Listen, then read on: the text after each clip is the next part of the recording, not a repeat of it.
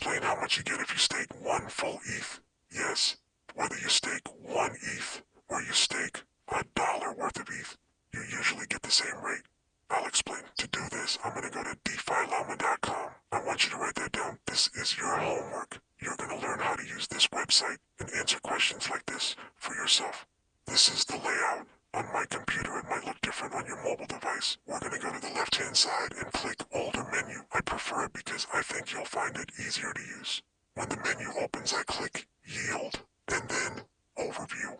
The dashboard that appears tracks 15,000 pools, over 499 DeFi protocols, the different websites and apps on 114 blockchain networks.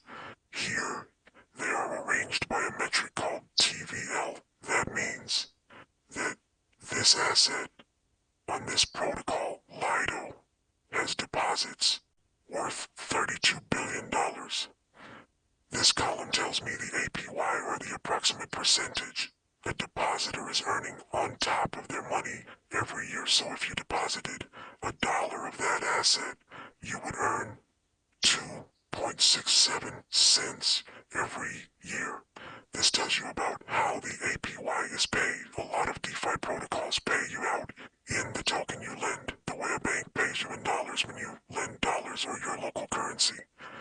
So if I'm lending ETH, you would expect to receive an APY in ETH, but that's just the base APY. Sometimes they sprinkle a little extra. They give 2% ETH and 2% something else, usually their own protocol token. This entices more people because overall the yield is higher. The question really is just about which asset do you want to get paid in. Moving on, since this was a question about staking ETH, we're going to go to tokens and we're going to type ETH. I'm going to toggle this check on, and then I'm going to go to Attributes, and I'm going to tap Single Exposure. Now with these settings, everything displayed here will only require ETH or some sort of ETH equivalent to participate and earn an APY. You can also sort this by APY because you want to know where you can get the most yield for your ETH, but here's the thing. This is wild. You're not actually going to get 5,897% a year. Why?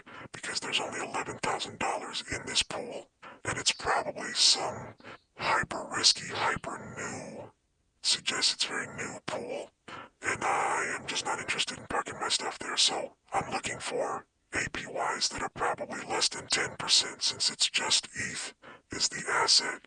Usually yields around ETH are about 1 to 3.5%. Anything more than that seems too good to be true, but like here's 3 point off. See, look at the TVL is terrible. Here's one that's not. Absolutely horrid. $25 million of TVL. So that's pretty safe. Unless you want to put like $5 million in, then this is too small for you. But it's 3.93%. That's pretty good. It's on the Ethereum network. We can talk about this in another video, what it means to be on a different network.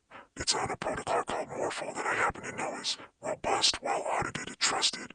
And it's for an interesting derivative asset called A-WETH. I can click this if I want to learn more and see a full breakdown of how this particular pool generates yield, what its yield has been over time, what its TVL has been over time. Something worth noticing is that this blue line, the TVL, increases, and usually that leads to a corresponding decrease in this pink line, which is the APY or the yield. So CoinGecko tells you about all that, so you can see if the yield's been consistent over time. If it's been audited, parameters they use, they say it's low risk. They show you the supply over time, and they even have links where you can go see this pool and connect to it. Now the last thing I want you to understand is that not all of these are staking. In fact, most of them are not staking. Staking is one kind of financial service you can participate in if you are an ETH holder to generate a return. You might also lend your ETH. You might deposit it into a liquidity pool, which is like assigning it to one of the computer codes that automatically helps people swap their other tokens for ETH. And they're charged a fee for that, and you can earn a fee for that by providing liquidity.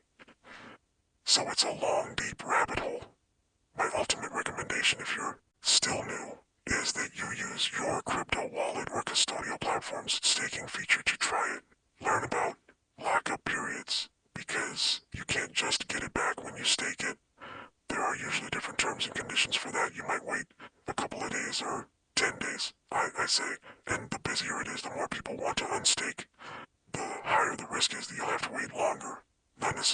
cause for concern, but just something worth knowing.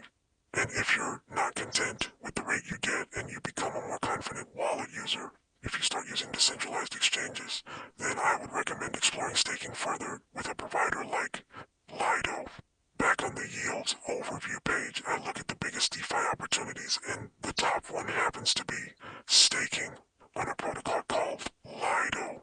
If you click on that pool and scroll to the bottom, you can just go directly to their website.